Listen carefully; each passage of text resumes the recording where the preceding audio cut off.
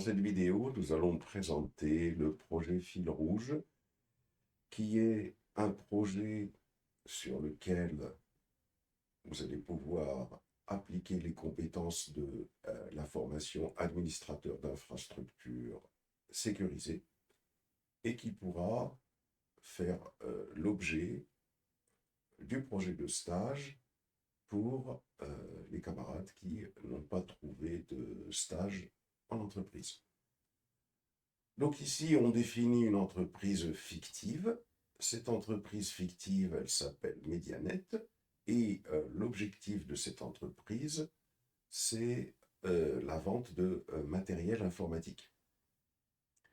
Sur ce schéma, j'ai représenté l'infrastructure, système et réseau qui servira de base pour le projet Fil Rouge. Cette infrastructure, système et réseau est constituée comme suit. Elle est constituée d'un serveur DNS. Ce serveur DNS est un serveur qui va permettre de gérer la résolution de noms d'hôtes en adresse IP. Ça signifie que tous les PC de ce système, ce sont des PC qui sont configurés de telle manière à utiliser ce serveur DNS. Donc chaque machine de ce réseau, lorsqu'elle veut communiquer avec une autre machine ou avec un serveur, devra s'adresser à ce serveur DNS pour obtenir l'adresse IP de la machine correspondante. Ici, on a un serveur DHCP.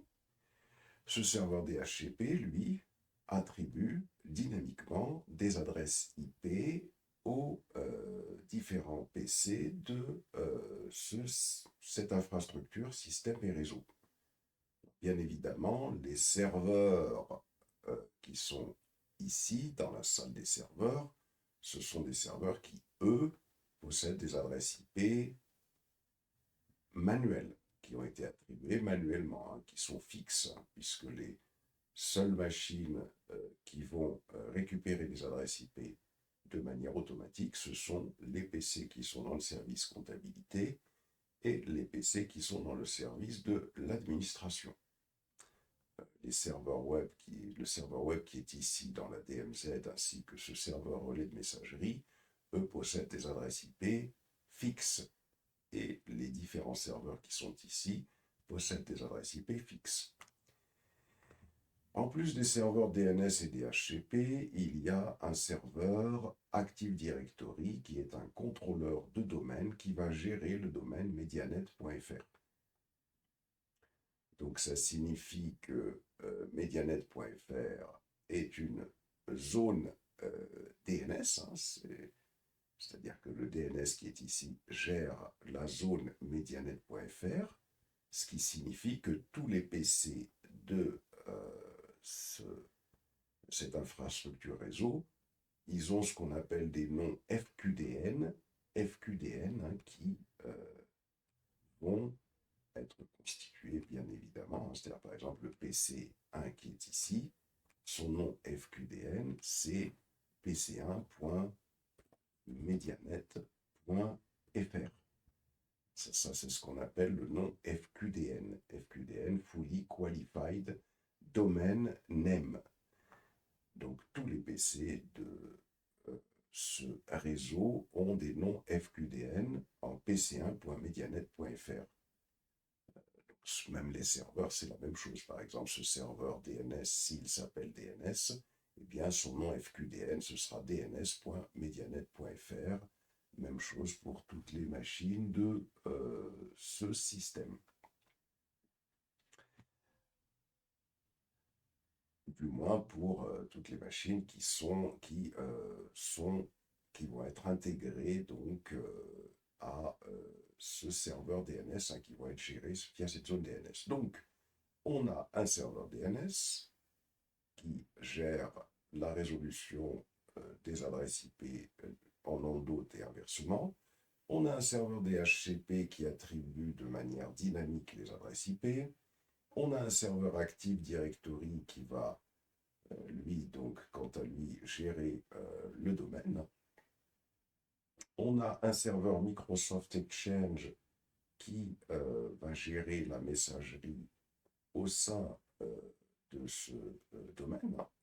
On a un serveur GLPI OCS qui, lui, va s'occuper de la gestion du parc informatique. C'est via ce serveur GLPI OCS qu'on va pouvoir saisir des tickets d'incidence, c'est-à-dire qu'à chaque fois qu'il y aura un incident sur le réseau, eh bien cet incident sera géré, sera saisi dans GLPI pour pouvoir suivre cet incident jusqu'à sa résolution.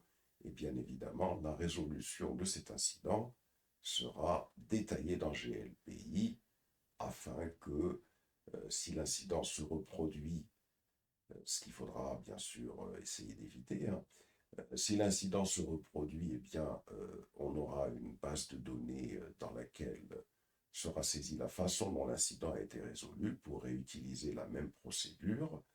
Et bien évidemment, l'objectif, c'est d'essayer de faire en sorte que l'incident ne se reproduise plus. OCS, c'est un logiciel qui va permettre de récupérer automatiquement euh, l'ensemble des informations de tous les composants qui constituent le réseau, hein, c'est-à-dire il va permettre de récupérer automatiquement les configurations de toutes les machines, les systèmes existants, les logiciels, etc. C'est pour ça que le couple GLPI-OCS permet de faire ce qu'on appelle de la gestion de parc informatique. C'est un produit qui est très important dans la méthodologie ITIL, dont je vous parlerai fin juillet. Ici, on a un serveur MySQL qui va être utilisé par le serveur web. Ce serveur MySQL, c'est un serveur qui va permettre de stocker la base de données concernant donc l'application de e-commerce au travers de laquelle la société va commercialiser son matériel informatique. D'ailleurs, on voit que le serveur web est positionné ici dans une DMZ, c'est-à-dire que ce serveur web est accessible de l'extérieur par les différents internautes qui souhaitent commander du matériel, et ce serveur web communique avec le serveur MySQL qui est ici. Ensuite, on a un serveur d'application ici, serveur d'application. Et sur ce serveur d'application, il a été mis en place un ERP. Un ERP, c'est tout simplement un logiciel qui permet de faire de la gestion qui va concerner toutes les fonctionnalités d'une entreprise.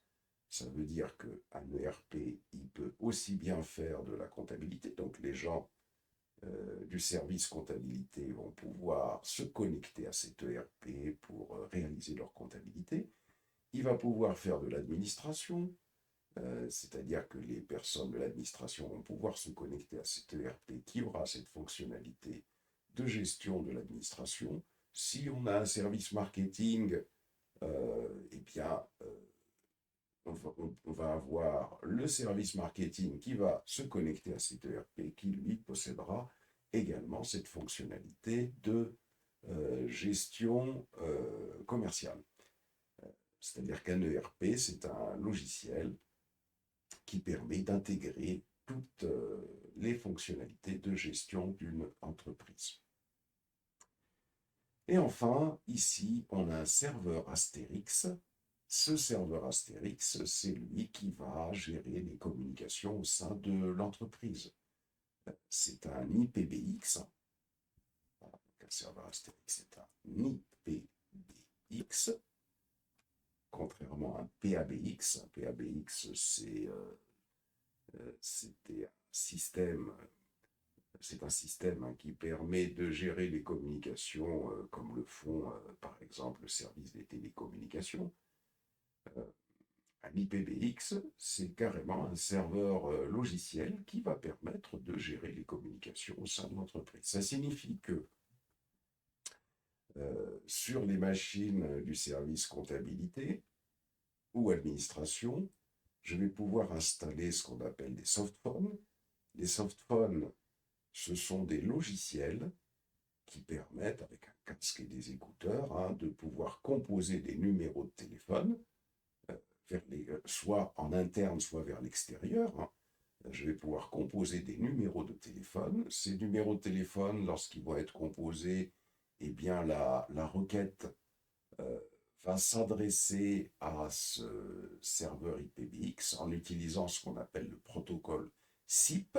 Le protocole SIP, c'est un protocole qui permet de pouvoir gérer toutes les communications via la VoIP, c'est-à-dire via la voix over Internet. Et donc, quand on va composer un numéro de téléphone via un softphone, donc il y a plusieurs logiciels open source qui permettent de mettre en place des softphones sur les machines, eh bien, on va avoir cette communication via le protocole SIP qui va s'adresser au serveur IPBX Astérix et la communication qui va être envoyée vers l'extérieur en passant par un fournisseur de VoIP et elle va être emmenée vers n'importe où vers le monde. Et puis, bon, on va pouvoir avoir un interlocuteur avec lequel on va dialoguer via ce serveur Astérix. Donc, ça veut dire que la communication va pouvoir être gérée via ce serveur Astérix.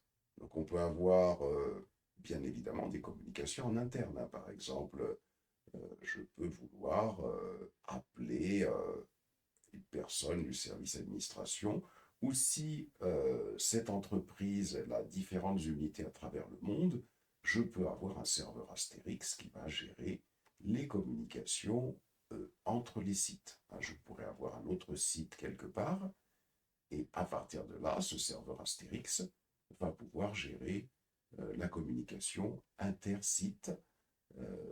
Alors, il y a beaucoup d'avantages à mettre en place un serveur Astérix. Ça permet par exemple d'enregistrer les communications si on veut, de les sécuriser comme on souhaite. Il y a pas mal de fonctionnalités, de pouvoir, par exemple, comment dirais-je, donc les centraliser, ces communications, etc., etc. Ensuite, on constate au niveau de ce réseau qu'on a des switches ici. Alors ces switches ne sont pas des switches administrables. On constate que le réseau, c'est le même partout. C'est 10.0.0/25.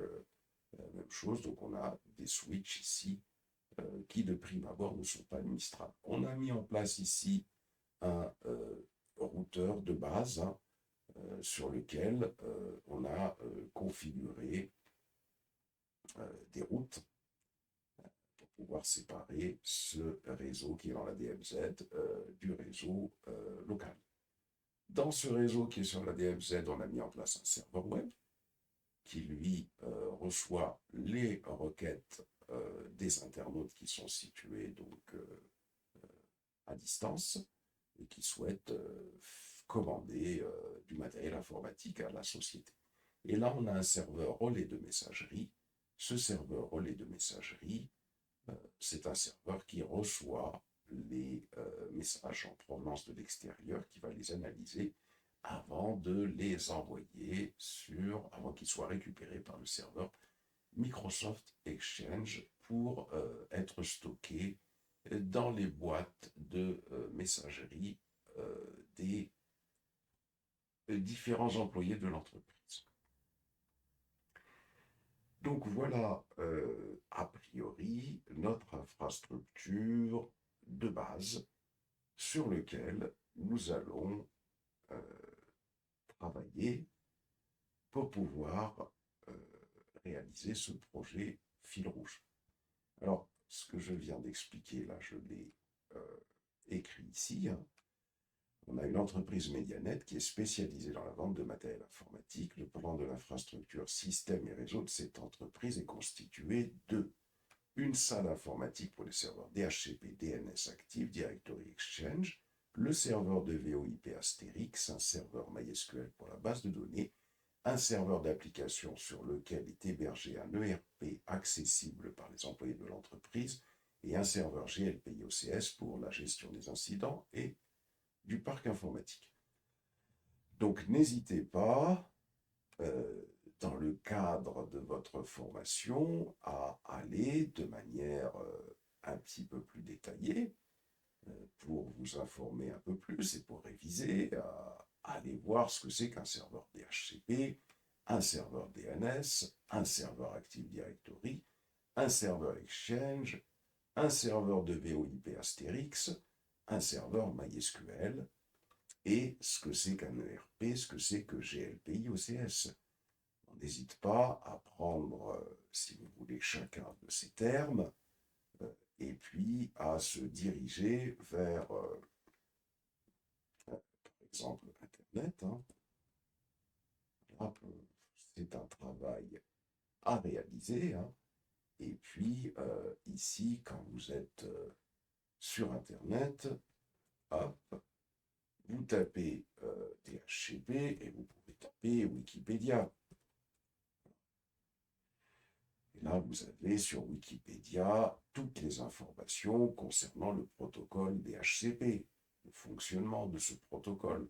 Par exemple, ici, vous avez ce que c'est que le DHCP, c'est des choses, ça qu'il faut impérativement connaître. Le fonctionnement du DHCP, c'est des choses qu'il faut impérativement connaître, c'est des questions qu'on peut vous poser, euh, la compatibilité, le renouvellement du bail.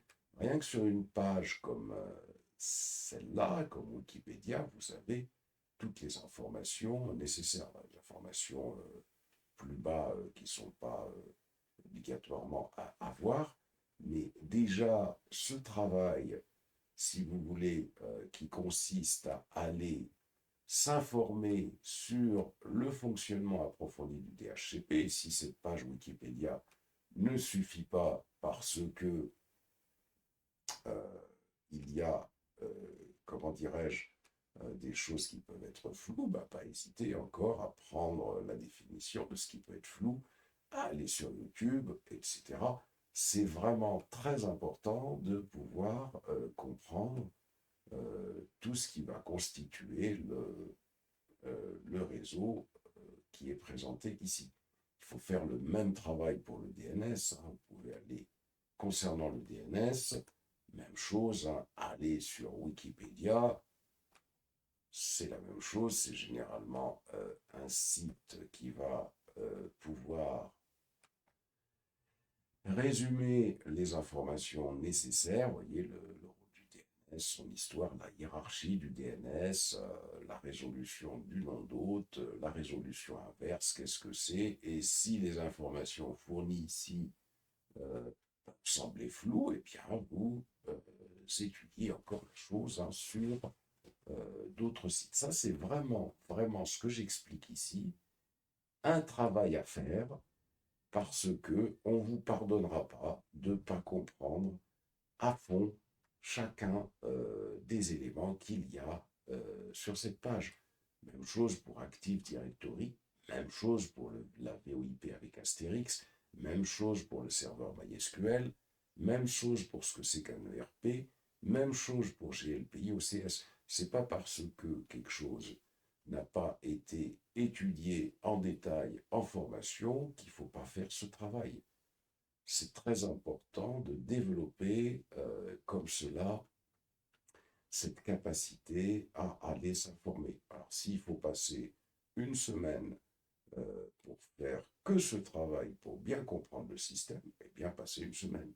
Mais c'est important de faire ce travail qui est demandé ici, de bien comprendre le fonctionnement de tout cela. Alors, pas en profondeur, mais comme je viens de le dire, en allant sur des pages comme Wikipédia. Alors de plus, on explique ici que des postes utilisateurs pour la direction et pour le service finance comptabilité ainsi que pour les services marketing sont mis en place. Un serveur web qui communique avec le serveur MySQL est mis en place, qui est accessible de l'extérieur par des internautes qui souhaitent acheter du matériel informatique. Et par ailleurs, toutes les machines de l'entreprise communiquent entre elles via des switches non administrables. L'entreprise est appelée à grossir et elle souhaite. Alors, qu'est-ce qu'elle souhaite, cette entreprise? Elle souhaite sécuriser son réseau. Elle souhaite permettre à ses employés d'accéder à l'ERP à distance. Elle souhaite que le réseau et les applications soient hautement disponibles. Et elle souhaite que les communications internes et externes soient claires, fluides et sécurisées. De plus, on souhaite mettre en place la politique du zéro trust. Même chose, n'hésitez pas, je récupère ça. Et il faut aller sur le Internet pour en savoir plus. Zéro trust, Wikipédia, comme ça. Et zéro trust, et vous allez tout simplement récupérer les informations concernant le zéro trust. Qu'est-ce que c'est que le zéro trust? Aucune confiance. C'est-à-dire qu'avant, on se basait uniquement pour faire confiance à la localisation des sous-réseaux. C'est-à-dire ici, on sait qu'il y a une DMZ, donc on se dit là, on va autoriser les communications, et puis sur le réseau local, on était un peu moins méfiant. Maintenant, avec le zéro trust, c'est plus comme ça. On se méfie de tout, partout, et on met en place la politique du moindre privilège avec le zéro trust. Donc ça, c'est très important, ce que j'explique là, que d'aller s'informer. Mais sur ces aspects-là, je ferai des QCM par rapport à cela pour être certain que le travail a été fait. Hein. Donc, de plus, on souhaite mettre en place la politique du zéro trust et protéger le réseau contre les attaques extérieures possibles. On souhaite surveiller le réseau et être prévenu en cas d'incident afin de régler le problème rapidement. Une politique de sauvegarde de données doit être mise en place pour toutes les données sensibles. Donc là, déjà, on sait qu'il faut sécuriser le réseau. Donc à première vue, il faut réfléchir et se poser la question, se dire, tiens, euh, est-ce que les machines du service comptabilité sont autorisées à communiquer avec les machines du service administration et vice-versa? Qu'est-ce qui est autorisé entre les machines du service comptabilité et administration avec la salle des serveurs? Ça, c'est la première des questions à se poser et se dire, est-ce que je dois utiliser les VLAN pour segmenter mon réseau ou utiliser un routeur ou laisser comme ça. Hein, donc la première des questions ici à se poser, c'est cela déjà. C'est-à-dire ici, question à se poser, question, dois-je segmenter mon réseau avec des VLAN, avec un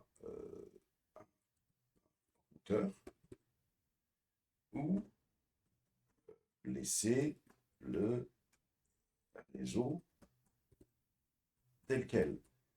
Pour ça, il faut se poser la question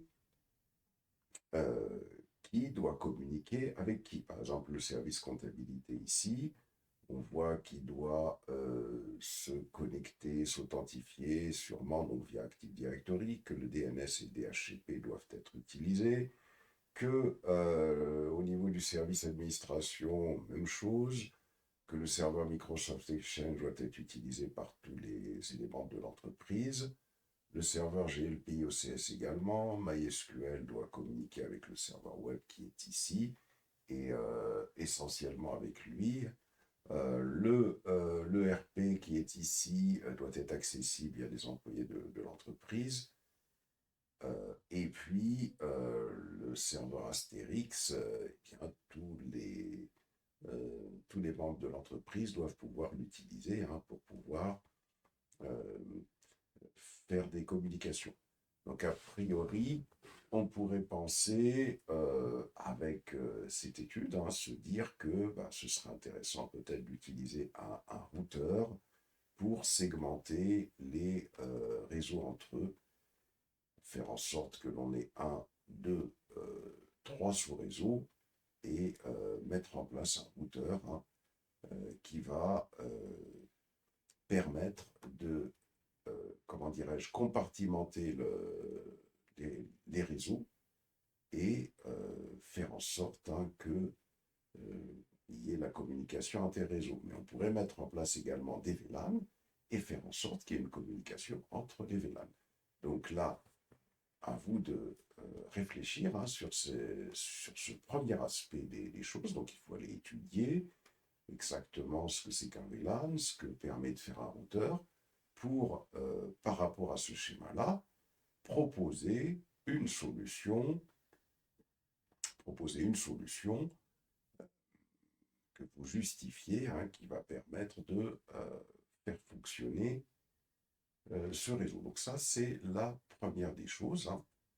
Donc ici, première des choses, hein, ça va être pour vous de proposer un schéma, un réseau avec votre solution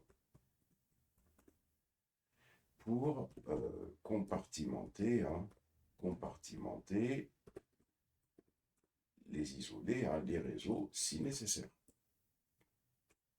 Une solution argumentée, c'est important, hein, si nécessaire. Donc ça va vous pousser à aller vraiment étudier comment fonctionne un VLAN, comment fonctionnent les routeurs et quelle serait la meilleure solution dans ce cas de figure. Donc ça, c'est une première étude à faire. Deuxième chose, on souhaitera ici faire également mettre en place de la sécurité, mettre en place des pare-feux. Alors, les pare-feux, les meilleurs à mettre en place, c'est quoi? C'est tout simplement les pare-feux de type Next Generation.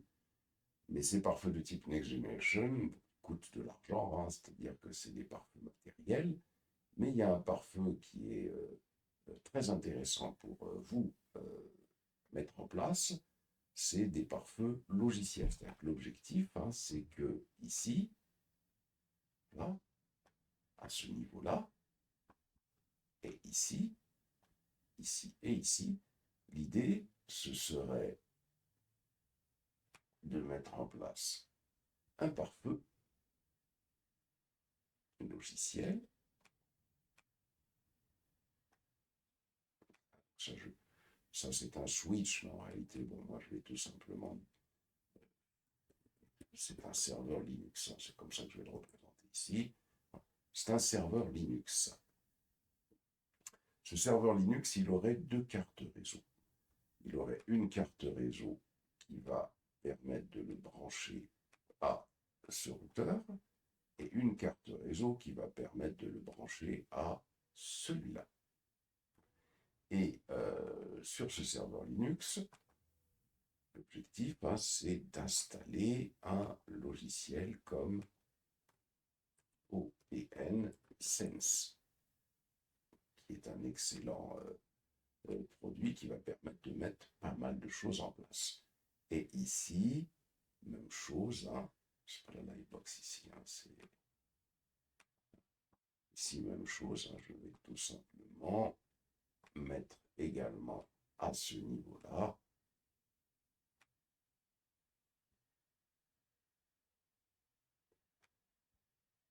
voilà, l'objectif, hein, ce serait de mettre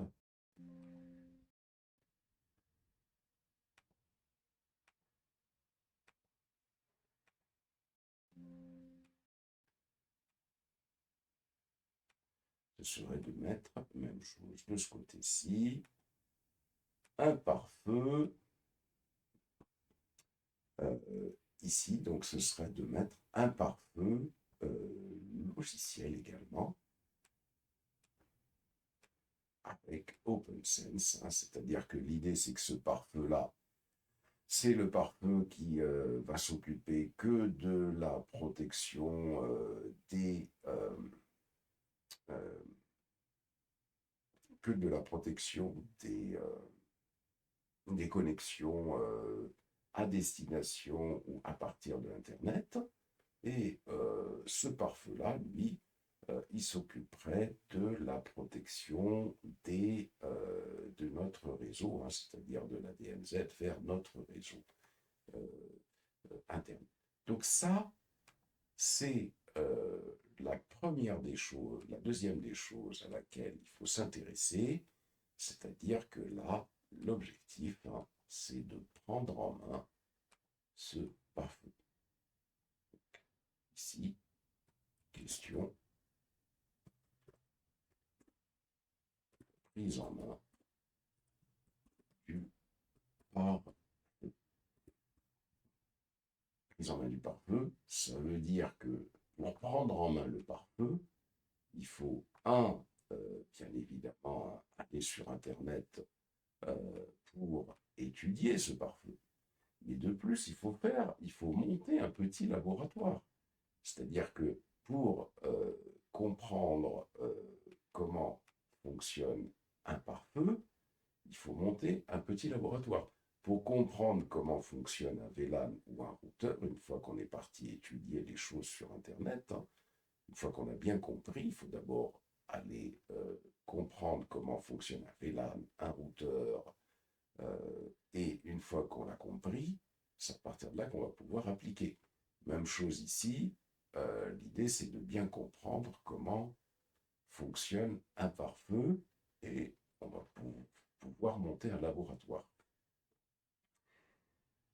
Ça, c'est les deux premiers points auxquels il faut s'intéresser. C'est important de pouvoir bien comprendre déjà ces deux aspects-là. Et là, ça, c'est un travail de groupe au départ, hein, et tout le monde doit s'intéresser à cela. Et ensuite, il y aura une personne ou deux personnes qui vont plus précisément rentrer dans les détails. Mais ça, c'est vraiment très important que tout le monde comprenne bien comment fonctionnent ces aspects-là. De plus, l'objectif, hein, c'est que sur un pare-feu comme OpenSense, on peut configurer beaucoup de choses. On peut configurer également la fonction de VPN. Ça veut dire que des utilisateurs distants pourraient accéder à distance et de manière sécurisée au réseau. Donc c'est la prise en main du pare-feu et de ses différentes fonctionnalités, en particulier la fonctionnalité de VPN. Et c'est un produit OpenSense qui possède beaucoup de fonctionnalités. Donc aussi bien pare-feu que VPN et d'autres fonctionnalités qu'il va falloir aller prendre en main. On va parler de la façon dont il faut monter ces laboratoires ensuite. Astérix, pour la personne qui va s'occuper d'Astérix. Alors attention, une fois d'abord que ces deux premières questions, vous ayez bien réfléchi dessus et que tout le monde comprenne un peu comment ça fonctionne. Parce que la personne qui va travailler sur Astérix, ou là où les personnes, il faudra qu'il sache comment configurer des ouvertures de port ou des redirections de port, hein, sur chacun des pare-feux qui sont ici et comment faire des configurations, soit sur les VLAN, soit sur le routeur, pour prioriser les communications à partir d'Astérix. Même chose, hein, pour ceux qui vont travailler sur du MySQL, sur de l'Active Directory, du DNS, du DHCP. Ces aspects-là, ils devront les comprendre, quel que soit X. Il n'y a pas le choix. Donc ça, c'est vraiment important. L'autre aspect sur lequel on doit travailler pour tous hein, sur un réseau, c'est les aspects qui sont liés au monitoring comment dirais-je, donc d'un réseau. Ça veut dire que quelque part, dans le réseau, il va falloir installer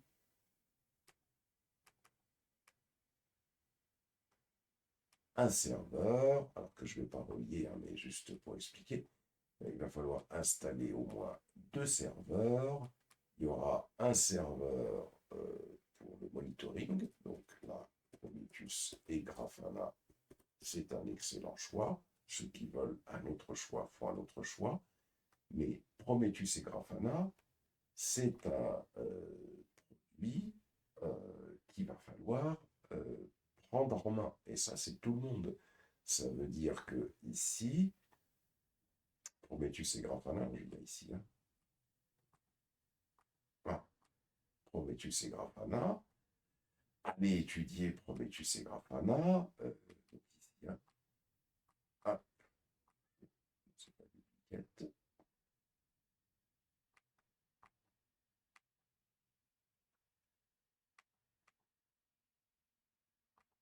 Donc allez étudier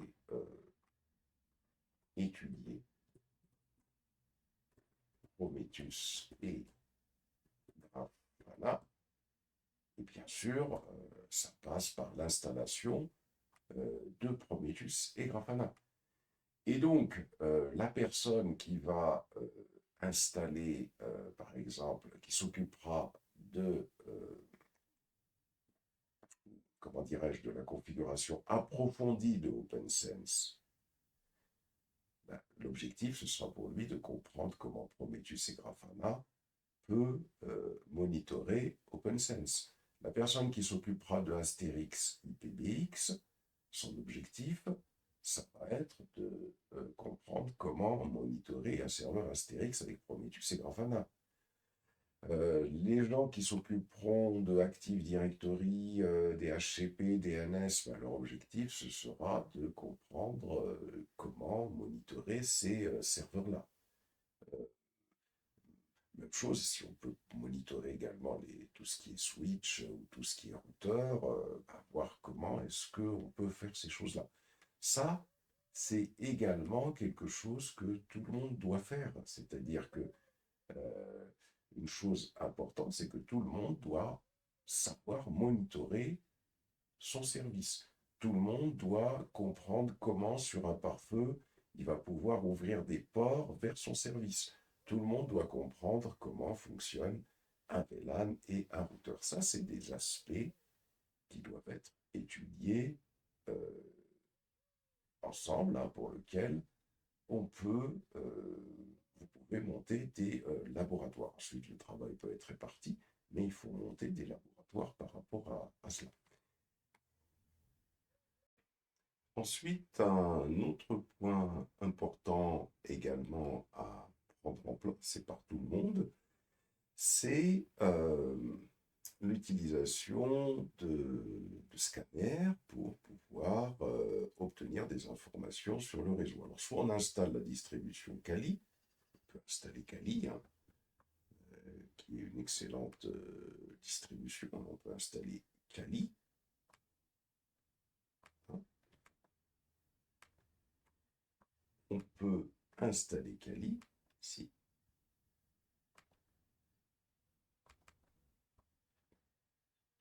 Kali peut être installé. Et une fois que Kali est installé, alors soit on installe Kali, soit on utilise des outils hein, directement, on peut voir quelques outils intéressants à utiliser, sur lesquels il faut faire des recherches. Hein. C'est les outils comme Nikto et Burp pour détecter des vulnérabilités. Donc, ça permet de comprendre comment scanner un réseau pour pouvoir détecter des vulnérabilités. Des outils comme Nmap et Wireshark pour pouvoir, avec Nmap, voir, obtenir des informations sur le réseau et en particulier voir les ports qui sont ouverts, par exemple, avec Wireshark, faire de l'analyse de trame, et puis faire des tests d'intrusion avec EDB et SearchPlot. Donc ça, même chose aussi, c'est des outils qui sont importants à comprendre par tout le monde, puisque si vous faites de la sécurité réseau, il faut impérativement savoir utiliser ces outils. Donc pour résumer déjà, les premiers éléments sur lesquels tout le monde doit s'intéresser, c'est un, concernant ce réseau, la question à se poser, c'est dois-je segmenter mon réseau avec des VLAN, un routeur ou laisser le réseau tel quel? Ça signifie qu'il faut que vous alliez d'abord sur Internet, vous renseigner sur ce que c'est qu'un VLAN, bien comprendre ce que c'est ou revoir les cours, un routeur, comment il fonctionne, et à partir de là, vous allez proposer une solution, c'est-à-dire que vous allez redessiner ce réseau. Vous avez proposé une solution dans laquelle vous expliquez comment vous mettriez en œuvre des VLAN ou comment vous mettriez en œuvre un routeur. Ou alors vous laissez le réseau tel quel et vous expliquez pourquoi. Ça, c'est extrêmement important. Première des choses à faire sur lesquelles tout le monde doit réfléchir. Le deuxième point, c'est le firewall. Ça veut dire qu'il faut prendre en main un pare-feu. Et ça, c'est tout le monde qui doit prendre en main un pare-feu, savoir comment ce pare-feu fonctionne. Pourquoi? Parce que quel que soit l'aspect sur lequel vous allez travailler, que vous travaillez sur la VoIP, que vous travaillez sur Active Directory, que vous travaillez sur le cloud, que vous travaillez sur un autre aspect de ce réseau, vous allez être amené à savoir configurer des règles sur le pare-feu pour que votre machine puisse justement donc communiquer soit avec l'extérieur, soit avec le réseau local, si on met des règles en place. Troisième point sur lequel tout le monde doit travailler, c'est un serveur de supervision, en particulier Prometheus et Grafana. Pourquoi? Parce que tout le monde va monitorer et surveiller la solution qu'il va mettre en œuvre. La personne qui va travailler sur la VoIP devra rechercher comment Prometheus et Grafana va permettre de monitorer un serveur Astérix. Les personnes qui vont travailler sur Active Directory, DHCP, DNS, même chose, ils devront monitorer leur machine. La personne qui va travailler sur le firewall, même chose, devra monitorer. Et puis le réseau dans sa globalité devra être surveillé. Donc, ça, c'est vraiment les points sur lesquels il faut commencer à réfléchir et à travailler tout en glanant de l'information. Ensuite, dans un autre temps, la personne qui va s'occuper que de l'IPBX va s'intéresser plus précisément ici à la mise en place de ce serveur de VoIP.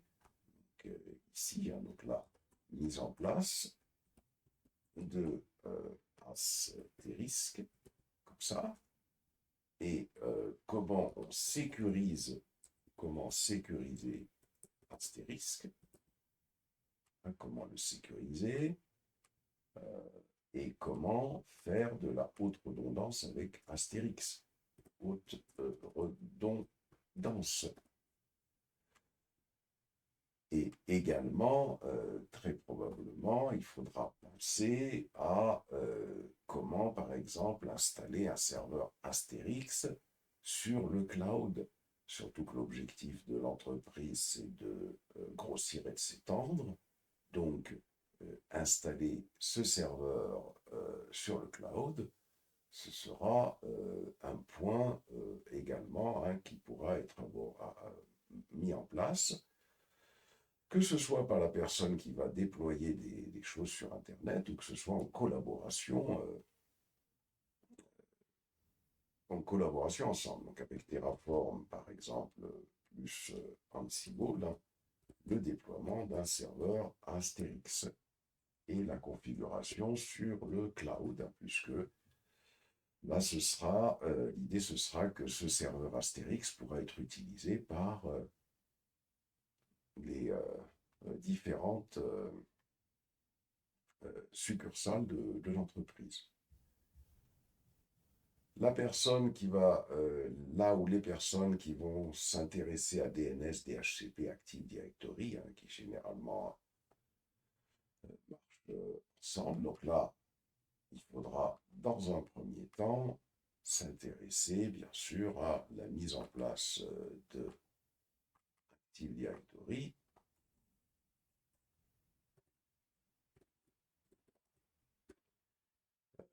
à la sécurisation d'Active Directory,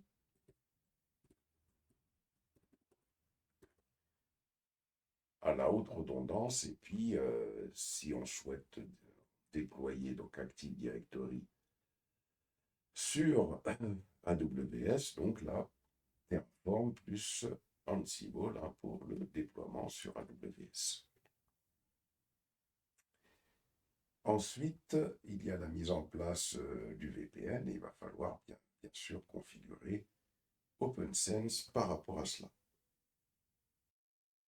Donc, déjà, en conclusion de tout cela, c'est que ici, un donc, travail à faire, hein, c'est grand 1, donc comme je l'ai expliqué, hein, c'est prendre en main le contexte et comprendre comment fonctionne chacune des technologies du schéma, comme je l'ai expliqué. Ça va revenir à, ici, le DNS, bien comprendre avec Wikipédia comment ça fonctionne, DHCP, Active Directory, Exchange, GLPI, OCS, MySQL, l'ERP, l'Astérix, Prometheus, Kali, et également donc un firewall hein, avec OpenVPN et tout ce qui est VLAN et routeur. Donc ça, tout le monde dans la classe, pour ceux qui sont sur le projet Fil Rouge, devront aller étudier comment qu'on fonctionne chacun des éléments qui sont ici. Ça, c'est important. Très important de comprendre la base parce que vous travaillez dans cette infrastructure. Et là, ça, c'est un travail qui va vous prendre 2 à 3 jours. Il faut bien comprendre les choses. Ensuite, une fois que ça s'est compris, deuxièmement, la deuxième chose à faire, et ça c'est pour tout le monde, c'est concernant la segmentation du réseau, quelle solution vous allez adopter. Est-ce que c'est les VLAN, les routeurs, ou vous laissez le schéma tel quel? Et ça, il faudra donc redessiner ce réseau avec cette nouvelle proposition. Donc, ici, ensuite, mettre en œuvre une solution de segmentation du réseau, soit avec des VLAN, ou soit avec des routeurs, ou vous laissez tel quel. Donc là, il faut se mettre d'accord là-dessus. Et là, donc, il faut proposer le nouveau schéma avec les arguments. Il faut des arguments. des arguments, vous argumentez pourquoi avec le VLAN, voilà comment ça va fonctionner, etc. avec les arguments, c'est-à-dire le fonctionnement. Ça, c'est très important. Par exemple, on peut penser que, bah, tiens, on va plutôt mettre un VLAN à tel niveau, on va mettre en place le QoS pour que les communications via la VoIP soient prioritaires, etc., etc. Donc ça, c'est le deuxième point. Le troisième point, ici, c'est mettre en place pour chacun l'infrastructure sur laquelle il va travailler pour prendre en main sa technologie. Ça veut dire quoi? Ça veut dire que la personne qui va, et bien sûr il y aura communication entre chacun, la personne qui va plutôt travailler sur Active Directory, DHCP et DNS, ou le groupe qui va plutôt axer ses efforts sur cela. Donc par exemple, dans un laboratoire sur une machine, il va installer Active Directory, DHCP et DNS sur une machine. Il va installer Prometheus et Grafana. Et il va installer par exemple un serveur Windows pour pouvoir étudier tout cela. C'est-à-dire que la personne, c'est-à-dire ceux qui seront pour la configuration de la sécurité sur Active Directory, l'objectif ce sera de monter un laboratoire, monter un laboratoire, par exemple, avec une machine sur laquelle vous installez Active Directory, le DHCP et le DNS sur la même machine. Comme ça, vous allez pouvoir, plutôt que de les scinder pour pouvoir travailler tranquillement, avec de la mémoire, une machine avec Prometheus, et Grafana. Et sur cette même machine où il y aura Prometheus et Grafana, vous pouvez installer également Kali là-dessus, ou les outils, soit Kali ou les outils Nmap, Wireshark, qui peuvent s'installer tout seuls, il n'y a pas de problème.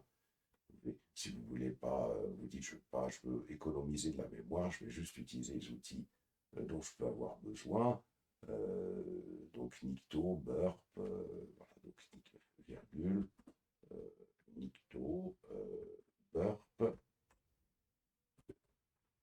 voyez, comment il s'appelle encore, Nikto, Burp, et puis utiliser Searchploit également.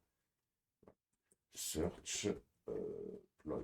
Comme ça, là, vous avez votre petite machine avec l'Active Directory, DNS et DHCP pour faire tous les travaux qui seront nécessaires. Vous avez la machine avec Prometheus et Grafana, et dessus cette même machine, si vous ne souhaitez pas installer Kali parce que vous n'avez pas beaucoup de place, vous installez Nmap, Wireshark, Nikto, Burp et Searchplot, lui s'utilise plutôt à partir d'un Internet, et ça vous verrez. Et puis, là, donc déjà, on a ce qu'il faut. Et puis, bon, il faudra peut-être quand même une machine, une ou deux machines Windows. Alors, normalement, je pense que ça dépend de la mémoire que vous avez, mais on va dire une machine, par exemple. Une machine Windows, pour pouvoir l'intégrer au domaine. Et là, l'objectif, ça va être de commencer à travailler sur la sécurité sur Active Directory et sa configuration et son administration également. Pour la configuration de la sécurité sur Astérix, c'est le même principe. Sur Astérix. Donc là, il faut monter un laboratoire avec une machine Astérix,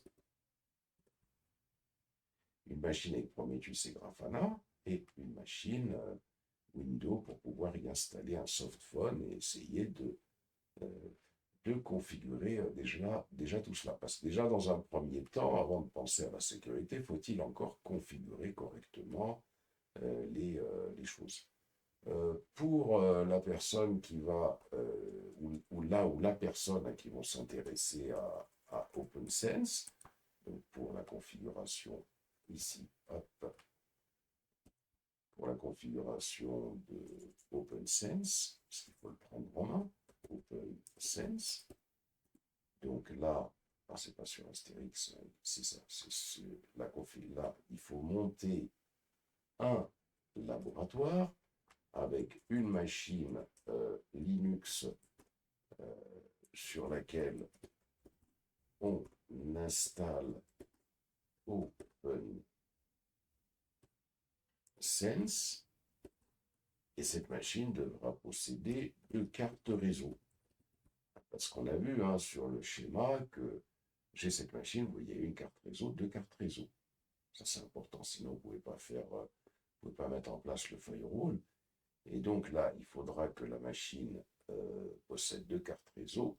Il faudra monter une machine avec Prometheus et Grafana, Searchplot, parce que la même chose, il faudra les utiliser, et une machine Windows, par exemple, ou Linux, comme on veut, pour tester les éléments. Pour la personne qui va s'occuper de tout ce qui est migration et puis sécurité sur le cloud, pour la migration et la sécurité sur le cloud. Alors, pour ces aspects-là, pour la migration, en parlant de migration, pour ces aspects-là, puisque l'idée, c'est de penser déjà, dans un premier temps, il faut penser petit. Dans un premier temps, l'idée, ce serait de migrer le serveur web et le serveur MySQL sur le cloud. Donc là, l'idée, c'est déjà de monter un laboratoire sous VirtualBox avec Apache et MySQL. Alors Apache sur une machine, attention pour Apache, et Apache sur une machine, et avec MySQL sur une machine.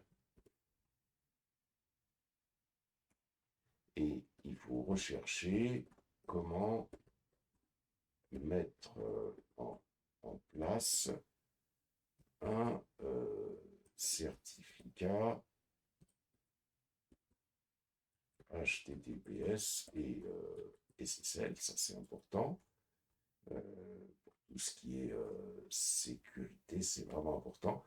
Il faut également donc une machine avec Prometheus et Grafana, ici, à ce niveau-là, et tous les aspects nécessaires. Bon. Et déjà là, on a déjà le premier laboratoire, et rien que le fait de monter ce laboratoire-là, ça vous permet de comprendre déjà comment toutes ces technologies-là se mettent en œuvre. Il faut un laboratoire déjà qui soit en fonctionnement avant de passer à la suite. Alors, une fois déjà que c'est, parce que ça déjà, ça va vous prendre un peu de temps avec tout ce qui est recherche, etc. Et une fois que ces éléments-là, donc les éléments dont on a parlé, compréhension de tout ce qu'il y a sur ce système, comment il doit fonctionner, etc. Chaque technologie est à prendre en main, le montage des laboratoires. Une fois que tout ça est monté, ici, donc là, il y a différents aspects sur lesquels chacun va pouvoir commencer à travailler, dont je pourrai vous parler dans une prochaine vidéo. Mais déjà, là, vous pouvez commencer le travail, il faut y aller pas à pas. Mais comme on vient de l'expliquer ici, c'est d'abord la prise en main du contexte et comprendre comment fonctionne chacune des technologies du schéma. Ça peut être 2 à 3 jours ou à une semaine, hein, s'il faut. Ça, c'est pas le problème, mais il faut vraiment comprendre tous les aspects.